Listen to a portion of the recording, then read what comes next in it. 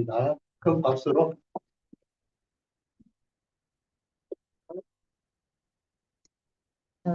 날씨도 더운데 정말 이렇게 참석해 주신 모든 집사님들 많이 동안 많이 다시 안녕하세요. 날씨도 더운데 참석해 주신 모든 집사님들께 주님의 이름으로 진심을 다해서 환영하고 감사를 드립니다. 상일 형제가 이런 주제로 말씀을 해주면 좋겠다고 해가지고 거기에 맞춰서 해봤습니다. 주제는 고난과 은혜입니다. 네, 성경 한 절 읽겠습니다. 고린도전서 15장 10절 상반절입니다. 나의 나된 것은 하나님의 은혜로 된 것인 부분 상반절이기 때문에 이렇게 써놨습니다. 사도 바울이 고백한 내용인데 저는 똑같은 고백이 나옵니다. 지금 죄에 저된 것은 다 하나님의 은혜입니다. 오늘 주제가 고난과 은혜인데 인생이란 바다를 항해하면서 고난 당하지 않은 사람은 한 사람도 없다고 봅니다. 각자 자기 나름대로 다 고난을 겪게 마련이죠. 오늘은 제가 겪은 고난과 은혜를 나누고자 합니다. 첫 번째 삶과 신앙. 고난 속에서 표현한 은혜인데 고난 좋아하는 사람 아무도 없죠. 다 그냥 평안하게 잘 살고 싶은 게 모든 사람들의 생각일 겁니다. 그런데 인생을 살다 보니 갑작스레 고난이 닥치더군요. 제가 너무 큰 교통사고를 갑자기 당하다 보니까 왜 내가 잘못한 것도 없는데 나한테 이런 고난이 닥치지 하고 생각하게 되었고 정말로 이해가 안 되었습니다. 그러나 지금은 그 고난으로 인해 하나님의 한없는 은혜를 받은 자구나 하고 알아졌습니다. 눈물의 골짜기를 지나 은혜의 강가로 말로 다 할 수 없는 고난을 겪으면서 참 많은 눈물도 흘렸습니다. 23살 때 교통사고는 전혀 예상치 못한 터라 하나님 원망도 참 많이 했습니다. 그러나 지금의 저를 생각하면 역시 하나님은 살아계시는 분이다 하는 것을 객관적으로도 알 수 있을 만큼 은혜의 강가에서 살아가고 있습니다. 고난은 하나님의 은혜인가, 하나님의 손길인가, 침묵인가. 고난을 생각해 보니까 고난을 당할 당신은 하나님의 손길로 느껴지지가 않았습니다. 저는 고난을 참 골고루 당했습니다. 교통사고로 인한 육체적인 고통을 당했고 남편을 만남으로 겪어야 할 정신적인 힘듦이 있었고 물질적인 어려움으로 인한 삶의 무게의 그 짓눌림이 정말 엄청났습니다. 영적인 고난까지 도무지 이해되지 않은 일들로 인해 가지고 내 인생이 깜깜했었습니다. 한참 동안 하나님은 계속 침묵하고 계셨습니다. 그러나 그러한 일들이 없었다면 지금 내가 이만큼 주님을 누리고 살 수 있을까 하는 생각을 합니다. 지나고 보니 하나님은 저를 참 많이 사랑하셔서 철저한 하나님의 계획 하에 저를 다루고 계셨고 그동안 제게 있었던 일들은 다 하나님의 손길이었구나 하고 이제야 알 수 있습니다. 하나님은 고난을 어떻게 사용하시는가? 하나님은 사람을 너무 잘 아십니다. 그래서 하나님은 육체적 고난이든 정신적 고난이든 또한 물질적 고난이든 영적인 고난이든 이 고난이라는 것을 통해서 우리의 마음을 가난케 하시는 분임을 알 수 있었습니다. 만약 내 여건이 다 좋고 더 이상 난 아무 부러울 것이 없다 한다면 우리가 하나님을 찾겠습니까? 주님을 찾을 필요가 없어서 찾지 않겠죠. 그러고 보면 사람들은 참 간사합니다. 그래서 마태복음 5장 그 유명한 산상수훈에서 예수님이 가장 먼저 심령이 가난한 자는 복이 있나니 천국이 저희 것이며 라고 말씀하셨잖아요. 어느 한 부분이라도 가난함이 있어야 하나님을 찾고 천국을 찾으니 이런저런 고난을 통해서 하나님을 찾을 기회를 주신다고 생각하니 이제는 역으로 고난은 곧 하나님이 주시는 축복이다. 이렇게 알아집니다. 이런 고난을 통해서 하나님을 찾게 하시고 창조주를 알고 나는 피조물인 것도 알게 하시니 참 감사할 따름입니다. 이제 개인 성장과 회복에 대해서요. 당신은 나의 은혜가 되었다. 제가 제 삶의 간증을 참 많이 해서 거의 아실 텐데 혹시 모르시는 분들을 위해서 제가 제 얘기를 해보겠습니다. 저는 경남 함양 안의 거창 가까운 곳이죠. 거기서 태어나고 자라고 고등학교까지 고향에서 생활했습니다. 참 어렵게 공부를 했습니다.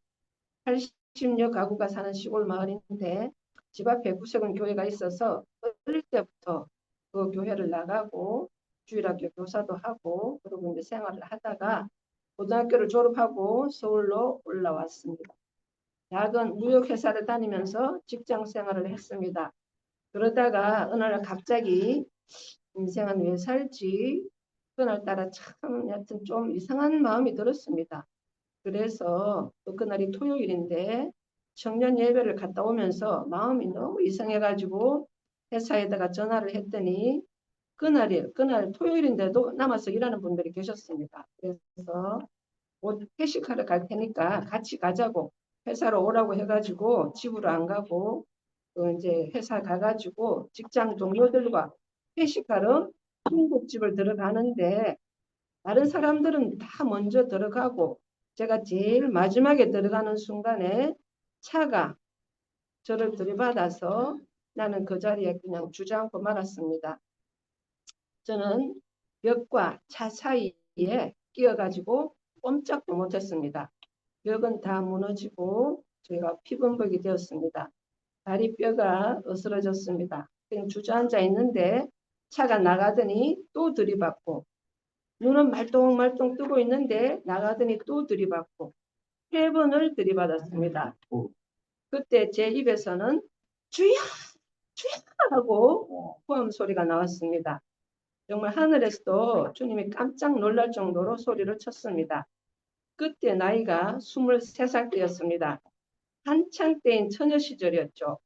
제가 잘못한 것도 아닌데 이렇게 사고가 나고 병원 생활이 시작되었습니다.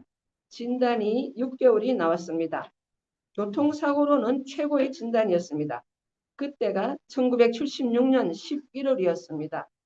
내년 4월이면 퇴원하겠구나 생각을 하고 있는데 4월이 되어도 기부스를 가슴까지 해서 꼼짝도 못하는 신세가 되었습니다. 지금은 교통사고 당하면은 어떻게 처리를 하는지 잘 모르겠는데 그 당시는 허벅지가 이렇게 부러지고 다치면은 그 기부스를 가슴까지 했습니다. 그러면은 완전히 나무퉁구리가 돼가지고 꼼짝도 못하고 누워서 밥 먹고 누워서 대소변을 다 해야 됐습니다. 그래서 제 여동생이 제 병원 생활 보호자로 있으면서 고등학교 1학년에 입학을 해가지고 3학년 거기서 졸업을 했습니다. 그 정도로 그러니까 제 여동생이 보호자 노릇하면서 병원에서 고등학교 입학하고 졸업하고 그러니까 그렇게 이제 오랜 시간이 걸렸죠. 그래서 너무 심하게 다쳐가지고 허벅지가 뼈가 부러지고 부서지고 그래가지고 합병증이 생기고 이 뼈가 바깥으로 튀어나오고 그러니까 굉장히 이제 안 좋아져서 합병증이 생겼습니다. 그 수술을 100번을 하면서 뼈 이식 수술을 했습니다. 이쪽 뼈 이제 톡 튀어나온 옆구리 톡 튀어나온 소기를 잘라가지고 그 이제 허벅지에다 갖다 붙였어요. 그게 안 되니까 한참 있다가 또 이제 이렇게 엑스레이 찍어보면 제대로 안 붙어요. 이미 합병증이 생겨가지고 이제 잘 안 붙었습니다. 그래가지고 또 이제 이쪽 뼈를 또 잘라가지고 또 붙이고. 그러니까 제가 이제 뭐 옛날 사람들 그런 말 하죠. 뼈를 깎는 아픔. 그러니까 제가 이제 그런 거를 2번이나 이제 뼈 이식 수술을 하고 그렇게 이제 그렇게 병원 생활을 했습니다. 그래가지고 뭐 무릎 밑을 다치면은 요 이제 허벅지까지 여기까지 하는데 허벅지 위를 다쳐놓으니까 가슴까지 했습니다. 그래가지고 온몸을 다 기부스를 했으니까 뭐 여하튼 어떻든 그런 생각하면 끔찍하죠. 그렇게 이제 병원 생활을 한 것이 1년이 지나고 2년이 지나고 3년이 지나도 퇴원할 생각을 못하는 것입니다. 옆 침대는 계속 입원했다, 퇴원했다, 입원했다, 퇴원했다. 사람들이 바뀌는데 나는 언제 퇴원할 수 있는지 정말 견디기가 힘들었어요. 뭐 퇴원을 할 생각을 못하고 있으니까. 그래가지고 한참 있다가 제가 그 원장님한테 이제 물어보기도 했는데 근데 이제 거기 제가 병원한 입원이 입원한 병원이 정형외과 전문이라 가지고 거기는 장기 환자들이 많아요. 그래가지고 이 장기 환자들은 언제 태어날 줄 모르니까 어떤 사람은 창문에서 뛰어내려가지고 자살 소동도 부리고 그런 일도 있었습니다. 근데 병원에 계속 제가 있으면서 어, 내게 왜 이런 일들이 있는지 이제 도무지 이해가 안 됐습니다. 음, 그래서 그 이제 답을 찾기 위해서 성경을 열심히 봤습니다. 시편 103편 말씀에 이런 말씀이 있습니다. 내 청춘으로 독수리같이 새롭게 하시겠다는 말씀. 그 말씀을 이제 꽉 붙잡았죠. 내 청춘이 이렇게 흘러가는데 언젠가는 나도 걷고 뛰고 할 수 있겠구나 하는 그런 믿음을 가졌습니다. 또 로마서 8장 28절에 우리가 알거니와 하나님을 사랑하는 자, 곧 그 뜻대로 부르심을 입은 자들에게는 모든 것이 합력하여 선을 이루느니라.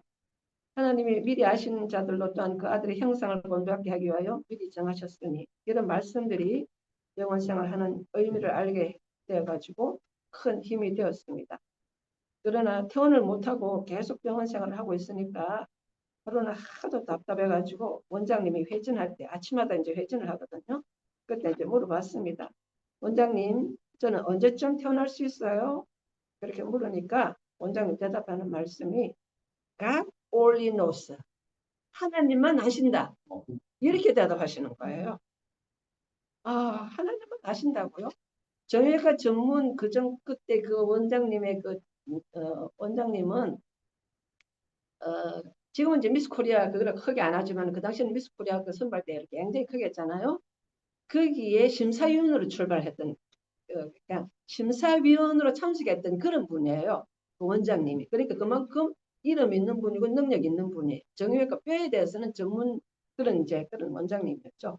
그런데 그분이 God only knows 이렇게 말합니까? 저는 더 이상 희망이 없었어요.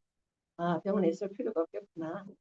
이렇게 해가지고 병원을 이제 작정을 하고 조금씩 들을 수가 있었으니까 그렇게 이제 꼬박 3년 4개월 만 3년 4개월 그러니까 이제 달로는 정확하게 꼬박 40개월 40개월이었어요. 이 40이라는 숫자가 성경에 보면 대단한 숫자죠. 고난 그런 것들 의미하는 숫자인데 그렇게 병원 생활을 40개월 했습니다. 그러니까 이제 23살에 교통사고를 당하고 28살에 퇴원을 했습니다. 그러니까 그 사이에 모든 시간을 병원에서 다 보낸 거예요. 그러니까 이제 참 가까운 청춘을 그 병원에서 다 보냈습니다. 그런데 크게 깨달은 게 있었습니다. 하나님이 나를 그 아들의 형상을 본받게 하기 위해 이런 일이 있었구나. 그렇게 알게 되었습니다. 이런 일이 없었으면 내 마음대로 세상에 나가 살았을 텐데 하나님이 날 사랑하셔서 이런 방법으로 아버지 품 안에서 살게 하시기 위해서 이런 일이 있었구나 알게 되었습니다. 이런 고난이 없었으면 하나님을 간절히 찾지도 않았을 것이고 내 좋을 대로 살았을 겁니다. 지금 생각하면 이런 고난이 있었기 때문에 하나님을 찾고 인생의 의미를 찾고 어떻게 살아야 하나님이 기뻐하는 삶을 살 것인가 더 많이 고민하고 그렇게 말씀을 추구하면서 살았지요. 죽음 직전까지 가가지고 병원 생활을 오래 하고 이제 하다 보니까 인생이 가장 가치 있는 일이 뭔가를 이제 생각하게 되었죠. 그래서 생각한 것이 하나님을 섬기며 살아야 되겠다 그런 생각을 했습니다. 이제 학생 때 제가 시골에서 교회 생활하고 할 때 주일학교 교사하고 이제 그럴 때 오시는 사관님들, 우리 이제 구세군은 사관님이라고 지금 목사님 하지만 구세군은 사관학교를 졸업해가지고 이제 목회를 나가기 때문에 사관님이라고 그러는데 오시는 사관님들은 저보고 이제 주의 종대라고 그런 말을 많이 했었어요. 그런데 저는 시골 와가지고 고생하는 그런 모습들을 보니까 도저히 못하겠어가지고 학교 졸업하자마자 이제 서울 올라와가지고 돈 벌다 사고를 당했는데 이제 다시 옛날 생각이 나가지고 주님을 섬기며 사는 것이 가장 가치 있는 일이다. 그렇게 이제 그런 생각을 다시 이제 생각이 바뀌게 되었습니다. 이렇게 병원에서 퇴원을 하고 당장 어떻게 해야 하나 하면 이제 내 인생이 깜깜했는데 육신은 완전히 망가졌고 그럼 어떻게 하나 내 속에서 많은 고민이 있었습니다. 그래서 하나님께 매달리자. 다른 방법이 없었습니다. 그래가지고 바로 오살리 금식기도원으로 갔습니다. 다들 아시겠죠? 오살리 금식기도원 수봉교회에서 하는 그때 제 나이가 28살이니까 이런 문제면 내 인생 앞으로 뭘 하면 어떻게 살아야 하나 도저히 앞이 보이지 않아가지고 하나님께 이제 기도할 수밖에 없었는데 죽기 살기로 간절한 마음으로 금식기도 40일을 작정하고 오설리 금식기도 가가지고 이제 금식하면서 기도를 합니다. 그러면 이제 물만 먹고 이제 하는 거예요. 물만 먹고. 3일을 물만 먹고 기도를 하니까 안 하다가 하니까 이제 죽을 것 같아. 3일만. 그래가지고 미역국 조금 먹고 또 이제 7일을 했어요. 그래가지고 그러니까 또 죽을 것 같아. 그래가지고 또 보식 조금 하고 또 10일을 하니까 또 죽을 것 같아가지고 또 보식하고 이렇게 해가지고 이제 어떻든 40일을 이제 다 찼는데 그때 기도한 내용이 주님 내 인생 주님께 다 맡깁니다. 알아서 하십시오. 결혼도 시켜주시면 하고 안 시켜주시면 그냥 이 몸 주님 섬기면 살겠습니다. 하고 아주 두 손 두 발 다 들고 아주 간절하게 기도를 했습니다. 이제 40일이 다 차가지고 보니까 내 몸은 살이 다 빠져가지고 완전히 가죽하고 뼈만 남았습니다. 그러니까는 금식기도 하면은 물만 먹기 때문에 살이 다 빠지는 거예요. 그래가지고 이제 다 살은 다 빠지고 가죽 뼈만 남은 상태로 이제 시골 부모님 계신 이제 고향으로 내려갔죠. 보통 우리가 시골을 떠나올 때는 금이 환영하면서 떠나와야 되는데 내 몰골은 완전히 뼈하고 가죽만 남아가지고 부모님 앞에 이제 가게 됐습니다.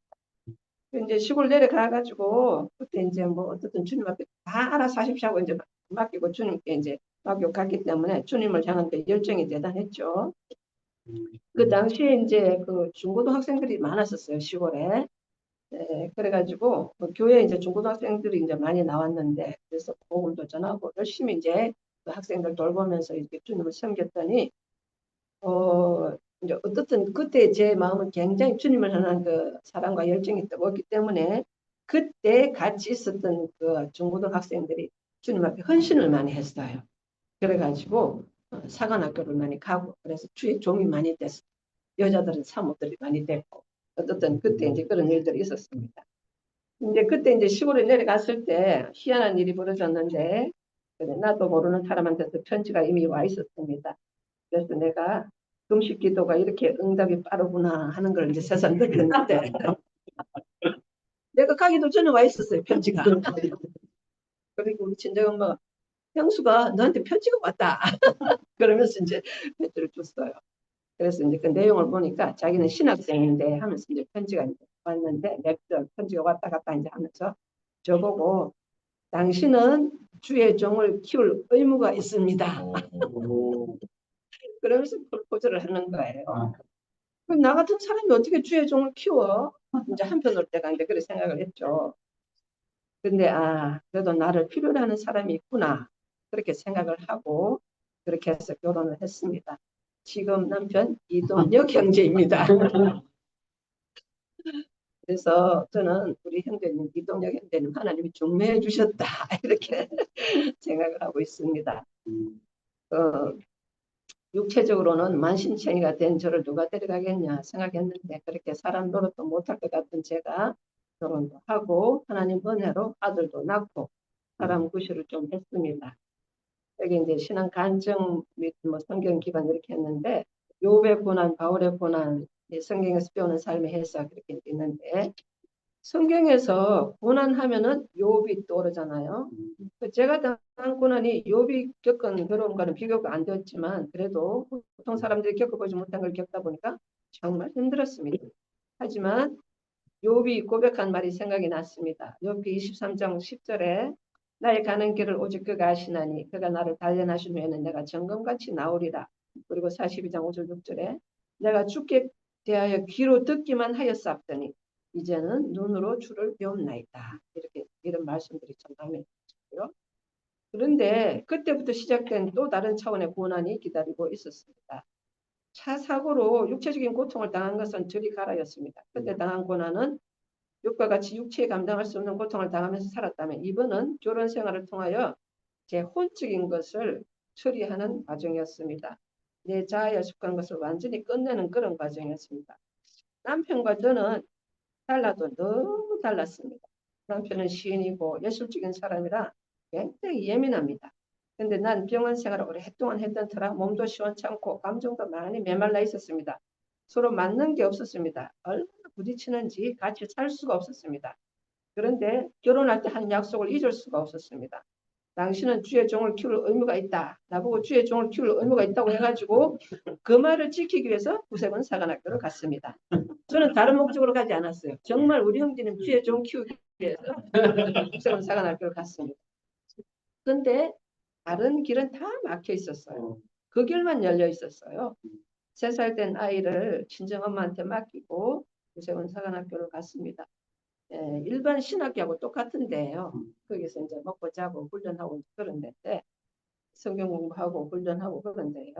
말 그대로 사관 학교입니다. 우리 뭐 육군 사관학교 그런 것처럼 똑같이.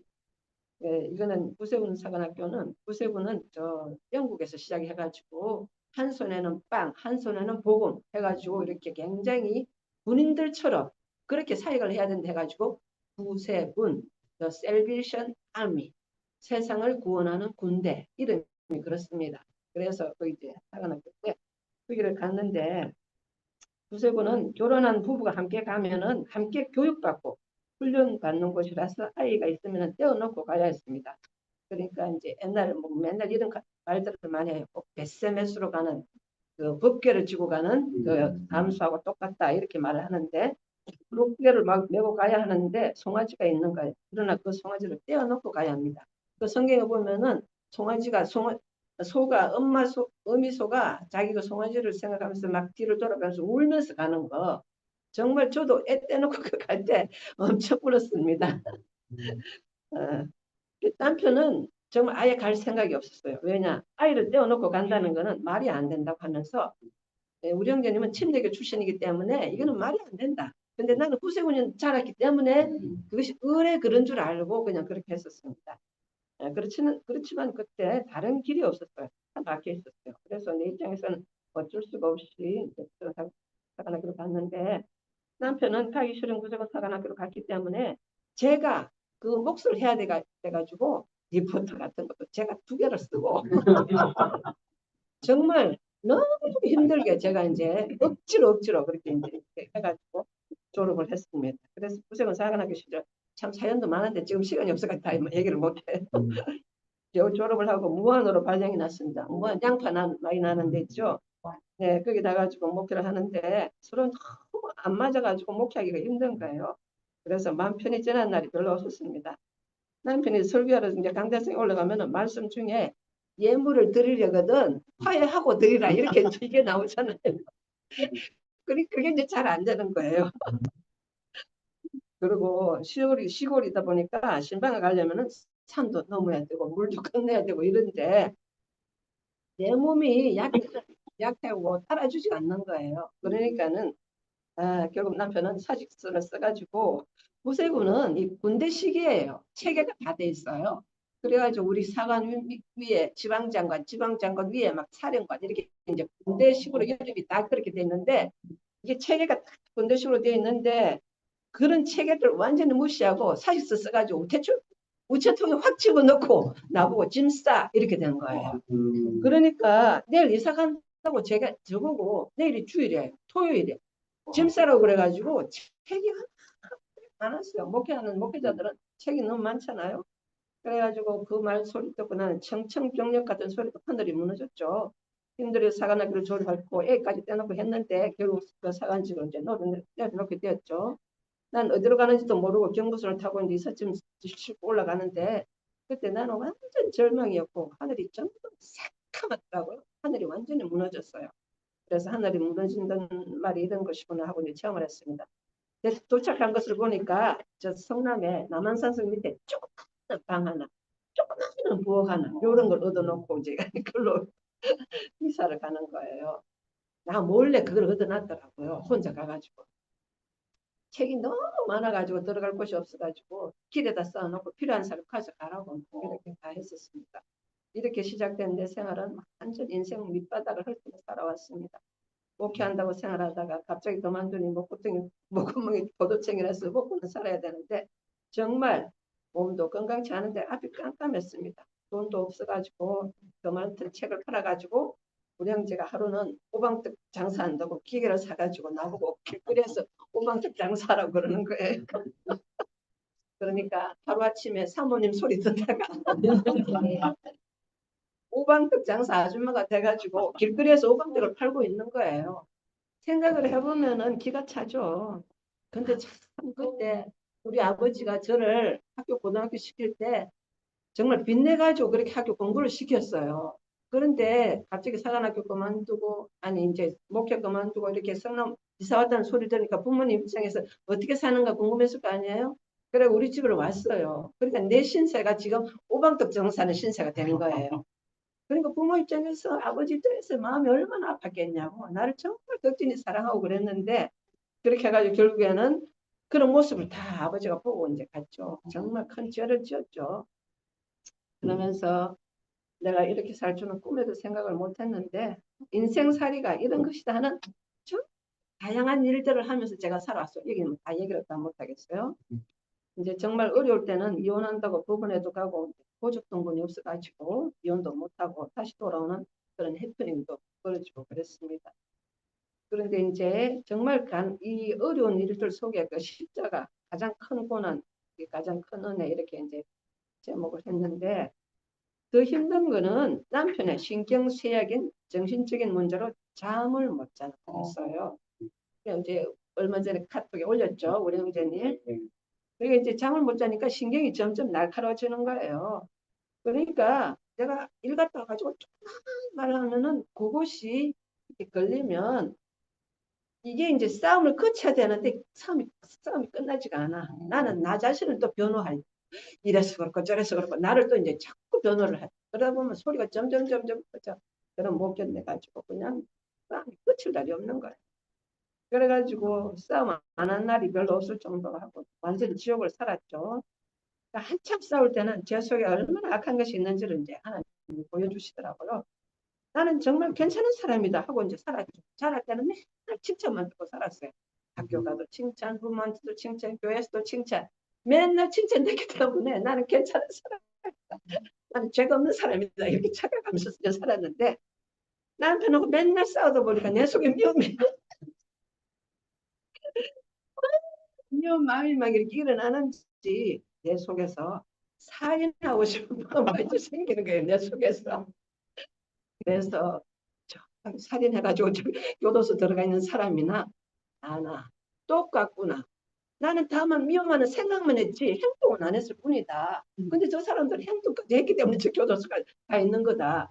이렇게 그런 생각이 들어서 아이고 그래 의인은 없다고 하는데 없다고 하더니 나도 똑같은 사람이구나 그런 생각이 들었습니다. 그래서 제가 생각하기를 하나님이 경륜 안에서는 싸움도 해야 되는구나 그런 생각도 들었습니다. 응? 그래야 나라는 사람이 어떤 사람인가 요거를 이제 발견을 하거든요. 음. 그때 제가 하나님께 기도를 했습니다.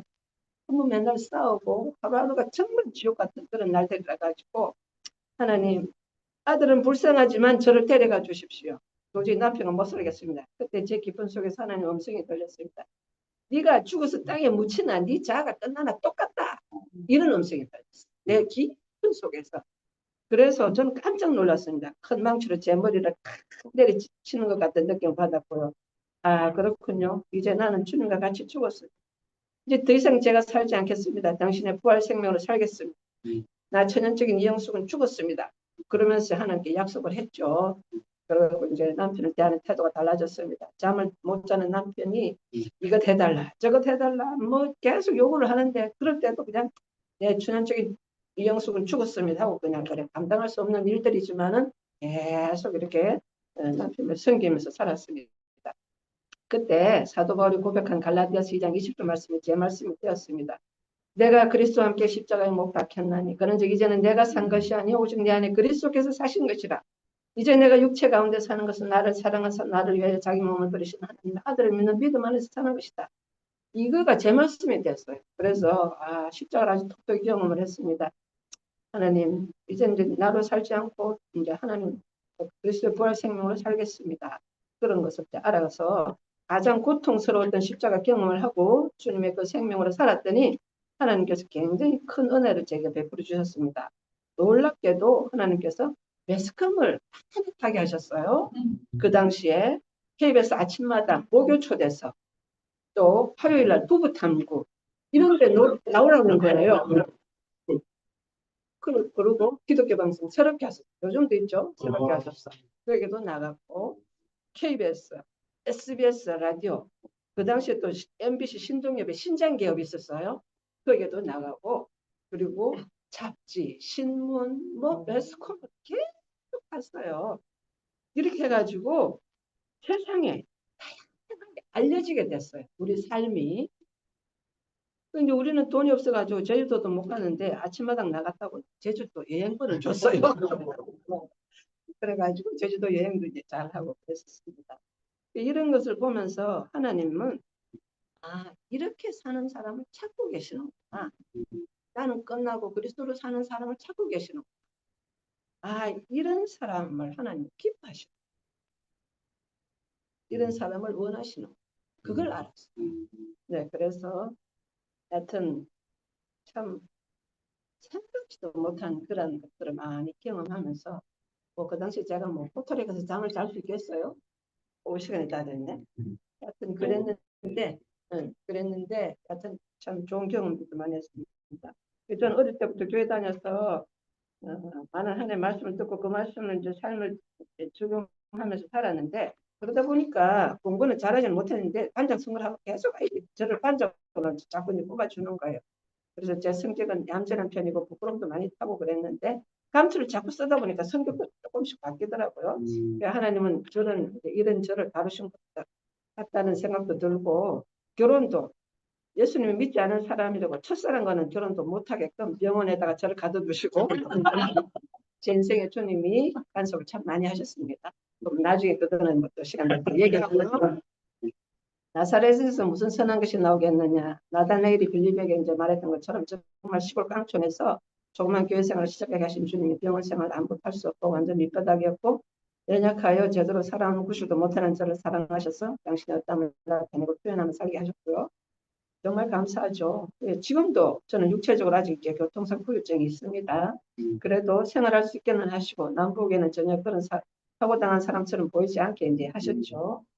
저는 살면서 항상 하나님의 말씀을 거울로 삼아서 살아왔습니다. 시편 119편 105절 말씀처럼 주의 말씀은 내 발의 등이요 내 길의 빛이니이다. 그러니까 문제가 생길 때마다 저는 성경에서 답을 얻고 살았어요.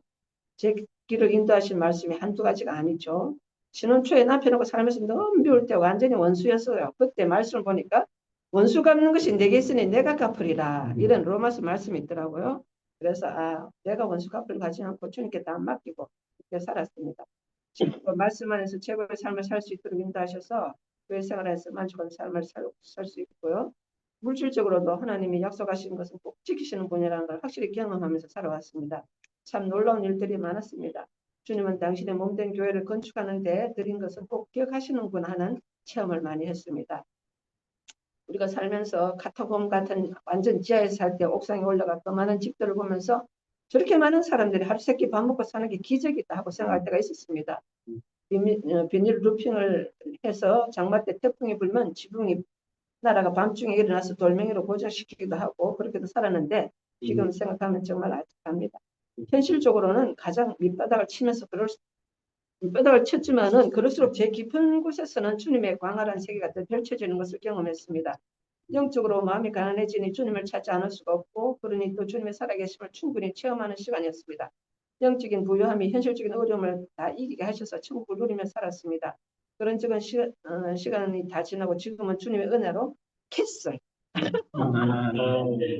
롯데캐슬 이것만 롯데캐슬 성에 삽니다. 하나님의 은혜로 채워주셔서 너무나도 감사한 삶을 하셨습니다. 지금은 내가 이렇게 살아도 되나 할 정도로 하나님 은혜를 베풀어 주셨습니다. 이렇게 싸우던 남편과의 관계도 생명이 풍성한 말씀을 먹고 사니까 지금은 싸움이 사라졌습니다. 이제는 긍휼히 여기는 마음으로 살고 있습니다. 아침으로 일어나면 남편의 얼굴을 살핍니다. 평안한지, 잠은 잘 잤는지. 가끔 머리가 아프다고 그러는데 그러면 TV에서 배운 물리치료를 해주곤 합니다. 그러면 괜찮다고 합니다. 영적으로도 함께 가는 교회 내에서 당신의 생명으로 최고의 프리미엄 라이프를 살 수 있게 하시니 그 많던 고난이 다 은혜로 채워져서 너무 감사한 생활을 하고 있습니다. 마지막 네 번째 공동체 사역 이걸 이제 말을 하라고 그래가지고 그 공동체에 대해서 이제 이걸 하는데 그동안 대구 교회를 서울교회 안에서 참 잘 누리면서 생활해 왔는데 교회가 갑작스럽게 이렇게 되고 보니까 참 힘들었어요. 그동안 짜여져 왔던 많은 지체들이 이리저리 갈라지고 이런 생활에서 그런 상황에서 같은 예수를 믿고 같은 말씀을 듣고 교회 생활을 했는데 왜 이런 상황이 일어나는 것일까? 하나님께서 가장 기뻐하는 게 뭘까 고민을 많이 하게 되었습니다. 그동안도 남편으로 인해서 많은 교회들을 거치면서 혼란스러웠습니다. 처음에는 구세군, 결혼 후에는 장로교, 침례교, 지방교회, 대구교회, 지금은 함께 가는 교회. 남편은 자유로운 영혼이라서 날 데려다 놓고 자기 가고 싶으면 가고 안 가고 싶으면 안 가고 이제 그러는데 나는 완전히 달랐죠. 난 한 군데 정하면 끝까지 가는 스타일인데 남편은 전혀 그러지 않았습니다. 조금만 마음에 안 들면은 여튼 뭐 또 옮겨야 되고 이제 그랬습니다. 어, 그럴 때마다 정말 저는 정말 힘들었죠. 그런데 이제 교회를 옮길 때마다 하나님은 제게 큰 경험을 하게 하시고 은혜를 다하셨는데 인간적으로는 사람과의 관계가 다 끊어지고 새로운 사람들과 만나고 알아가고 하는데 힘들었지만은 하나님께서 알려주시고자 하는 은혜, 그리스도에 대한 그 깊이, 그 깊고 더 높고 넓고 길은 그 그리스도에 대한 걸 굉장히 풍성하게 제가 체험을 했습니다. 그래서 이제 하여튼 그런 일들이 많이 있었지만 저한테는 굉장히 유익했어요. 교회에 이제 이런 사단이 이제 일어나고 그랬는데 그동안 제가 먹은 말씀은 마지막 하면 생명 중에는 영이 되었나니 이 고린도전서 15장 45절 하반절에 있는 이 말씀이 생각이 나가지고 예수님이 이 땅에 오신 목적이 사람을 살리기 위해 오셨는데 더 약한 자를 살리는 게 하나님의 뜻이다. 그래서 저는 함께 가는 교회를 선택을 했습니다. 선악의 지식은 사람을 죽이지만은 생명은 사람을 살리는 것이다. 이 말씀이 강하게 저를 이끌었습니다. 하나님의 계획을 우리는 다 모르지만 많은 시간이 지나고 나면 이래서 하나님이 이렇게 하셨구나 하는 것을 알 수가 있잖아요. 지금 함께 가는 교회의 상황을 봐도 정말 가난한 영혼들을 불러서 하나님 나라를 세우고 주님의 몸을 건축하잖아요. 저는 정말 주님이 기뻐하시는 교회를 건축하고 싶은 마음에 되도록 모든 줌을 다 들어갑니다. 몸은 멀리 떨어져 있어도 함께 참여할 수 있으니 문명의 이 길을 잘 이용하여 교회 생활하고 있습니다. 교회가 겪은 아픔과 그 치유의 여정에 있어서 이제 얼굴을 실제로 못 보는 안타까움을 주님이 아시고 이렇게 서울 경기 지역에 있는 주님이 사랑하는 지체들을 볼 수 있게 하시니 얼마나 감사한지요. 여기 오신 한 분 한 분이 너무 귀합니다. 현재 서울역 모임을 볼 때 하나님이 하실 일이 분명한 것을 볼 수 있습니다. 모일 곳이 없어가지고 가정집에서 모이고 그것도 또 갈 수 없는 사람은 유튜브로 보고 정말 불쌍하게 거지없는 상황 아닙니까? 이것을 보시고 하나님께서 상일 형제를 보내주시고 그 탁월한 능력을 이용하셔서 이렇게 이끌어 가시니 얼마나 감사한지요. 정말 심령이 가난한 자들이 모여 천국 자체를 할 수 있다는 이 자체에 정말 감사를 드립니다. 이제 우리의 남은 삶이 얼마나 되겠어요? 교회 생활이나 잘하면서 하나님 나라를 구하며 살아야 되지 않겠어요? 저는 이제 이것밖에 없습니다. 너희는 먼저 그의 나라와 그의 의를 구하라. 그리하면 이 모든 것을 내게 더하시리라. 마태복음 6장 그 3절 말씀이죠. 제 삶의 모토는 이것이었습니다. 그랬더니 사실 제 필요를 다 채워주셨습니다. 영적으로, 육신적으로, 정신적으로, 물질적으로 다 채워주셨습니다. 지금은 그리스도 생명 안에서 최상의 삶, 영생, 프리미엄 삶을 살고 있습니다. 이거보다 나은 것이 무엇이겠습니까? 이렇게 살 수 있게 하신 것은 고난을 은혜로 바꾸신 하나님의 은혜입니다. 이제 말할 수 있습니다. 나의 나 된 것은 다 하나님의 은혜다라고요. 말씀을 준비하면서 아주 큰 깨달음이 있었습니다. 앞에서 말씀한 것 중에 우리 형제님이 저에게 프로포즈할 때 썼던 말, 당신은 주의 종을 키울 의무가 있다. 그래서 결혼을 했는데 사실 그 말이 남편에게 해당되는 말이 아니고 남편이 저를 주의 종으로 키웠다는 생각이 들어요. 남편은 생명에 대한 촉이 너무 밝아가지고 여기도 어린 양 모습이 없어 하면서 남편이 저를 이 교회에 저 교회에 데리고 다녔어요. 그래서 성령께서 그리스도에 대한 많은 것을 체험케 하시고 하나님의 비밀인 그리스도를 알게 하시고 그리스도의 비밀인 교회를 알게 하셔서 오늘 새 언약의 사역자로서 이 자리에서 말씀하게 하시니 얼마나 감사하죠. 상일 형제가 저를 말씀하게 한 것도 감사하고 이 자리에서 그동안 저를 사람 만들어준 우리 형제님께도 감사를 드립니다. 제 말을 들어주셔서 감사합니다. 주님을 찬양합니다. 아멘. 마치겠습니다. 하나님 아버지, 더운 날씨지만 이렇게 가난한 지체들이 모여 부족해 하시니 정말 감사합니다. 이 모임 위에 주님이 축복하셔서 당신의 나라가 확산되게 하시고 주님의 몸인 교회가 잘 건축되기를 원합니다.